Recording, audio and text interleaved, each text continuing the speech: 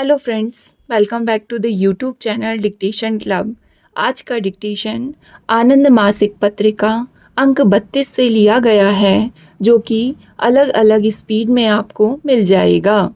अगर आपको इसकी पीडीएफ अलग से चाहिए तो आप नीचे डिस्क्रिप्शन बॉक्स से टेलीग्राम चैनल ज्वाइन कर सकते हैं, जहां भविष्य में आने वाले डिक्टेशंस की लिंक डाल दी जाती है। साथ ही चैनल में आपको अन्य प्लेलिस्ट मिल जाएगी, जिसकी लिंक आपको डिस्क्रिप्शन बॉक्स में मिल जाएगी, जैसे रामधारी गुप्ता खंड 1, रामधारी गुप्ता खंड 2, न्यूज़पेपर डिक्टेशन, आनंद मासिक पत्रिका के विभिन्न अंक, जो कि अभी कुछ अंक कंप्लीट हो चुके हैं। इसके अलावा आउटलाइन के शॉर्ट्स भी मिल जाएंगे। तो ज़्यादा समय ना लेते हुए डिक्टेशन स्टार्ट करते हैं 5 सेकंड के बाद।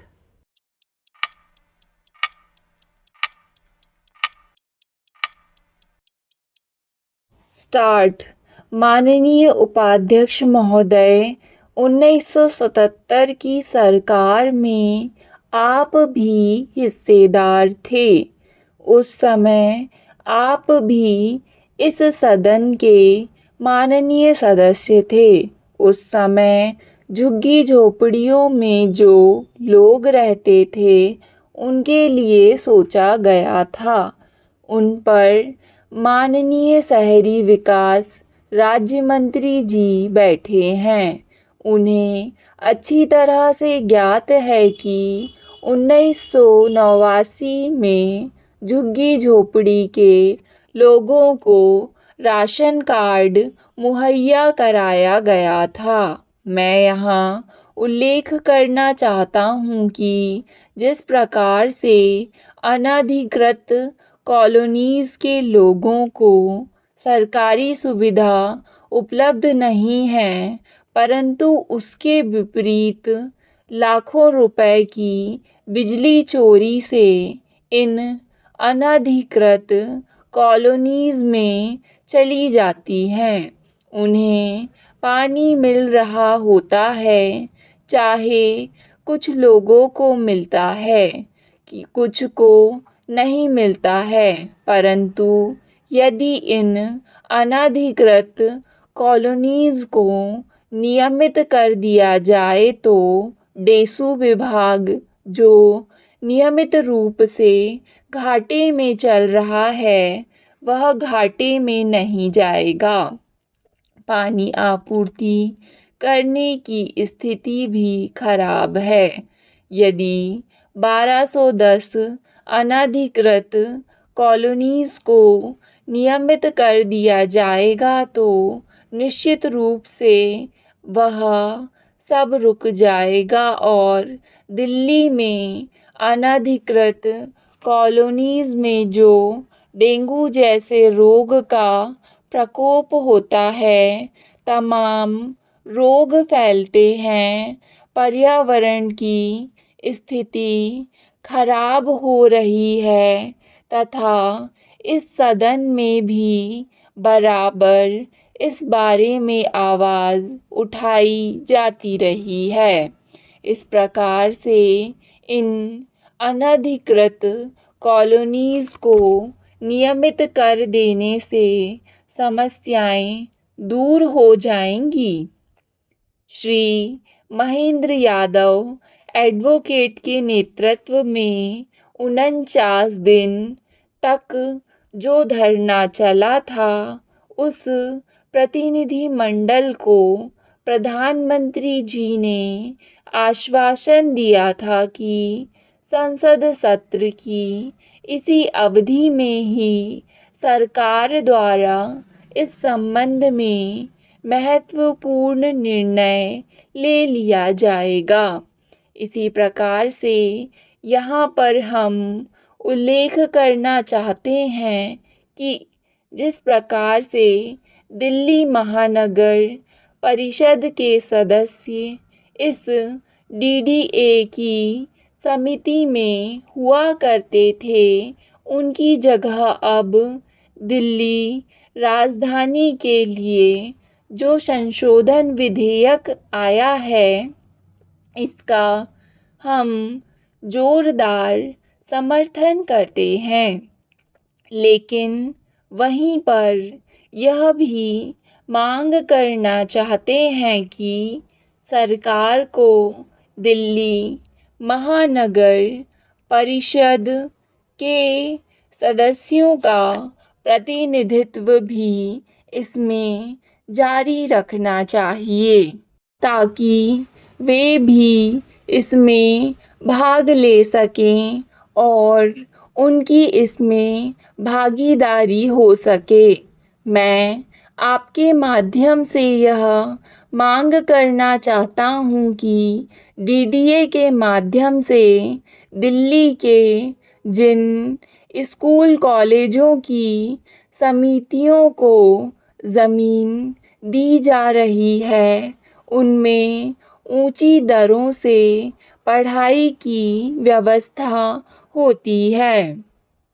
महोदय, हम अपनी स्वतंत्रता के स्वर्ण जयंती वर्ष के दौर से गुजर रहे हैं तथा इस संबंध में अनेक समारोहों के आयोजन हो रहे हैं। इस वर्ष में हमारी परमाणु परीक्षण जैसी महत्वपूर्ण उपलब्धियां भी रही हैं। हमने स्वतंत्रता संग्राम के उन लाखों आने अनजाने शहीदों को याद किया जिनके बलिदानों से देश को स्वतंत्रता मिली, लेकिन इसके साथ ही यह विडंबना भी रही कि हम अपनी स्वतंत्रता की लड़ाई के उन योद्धाओं की खोज खबर लेना भूल गए हैं जिनमें से अनेक हमसे प्रतिवर्ष बिछुड़ते जा रहे हैं और उनकी संख्या दिन प्रतिदिन घटती जा रही है। इन बुजुर्ग स्वतंत्रता सेनानियों की स्थिति इस समय क्या है, इस बारे में हमें हिमाचल स्वतंत्रता सेनानी परिषद शिमला के अध्यक्ष श्री गौरी प्रसाद का एक पत्र मिला है, जिसे हम हिमाचल के मुख्यमंत्री के ध्यानार्थ यहाँ यथावत प्रकाशित कर रहे हैं। हिमाचल में कभी 2000 से अधिक स्वतंत्रता सेनानी थे, लेकिन इस समय उनकी संख्या लगभग 1200 रह गई है। ये सभी 80 वर्ष से ऊपर की आयु के हैं। कुछ वर्षों के बाद इनमें से कोई शेष नहीं रहेगा। इन स्वतंत्रता सेनानियों का परिवार विधायकों तथा सांसदों के परिवार से बिल्कुल ही अलग है। इन्होंने स्वतंत्रता आंदोलन में जो यातनाएं सही थीं, वे किसी पद या स्वार्थ के लिए नहीं सही थी। उनका लक्ष्य तो केवल देश को दासता से मुक्त कराना था। हमने विदेशी शासन की दासता के विरुद्ध ही नहीं, बल्कि प्रदेश की छोटी बड़ी 30-35 रियासतों के राजाओं व राणाओं के दमनकारी शासन से जनता को मुक्त कराने के लिए संघर्ष किया तथा उसके फलस्वरूप वर्तमान हिमाचल प्रदेश अस्तित्व में आया। इतिहास साक्षी है कि देश की स्वतंत्रता मिलने के उपरांत भी इन स्वाभिमानी योद्धाओं ने सरकार से अपने लिए कुछ अपेक्षा नहीं की।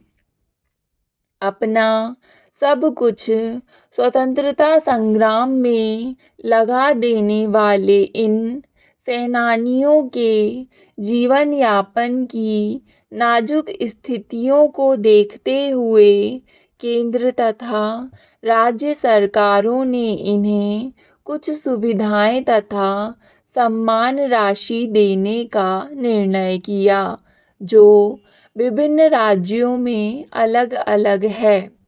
दुख की बात तो यह है कि यहाँ हिमाचल में स्वर्ण जयंती वर्ष में अनेक समारोह किए जा रहे हैं। वहाँ इन स्वतंत्रता सेनानियों को किंचित भी सम्मान नहीं मिला।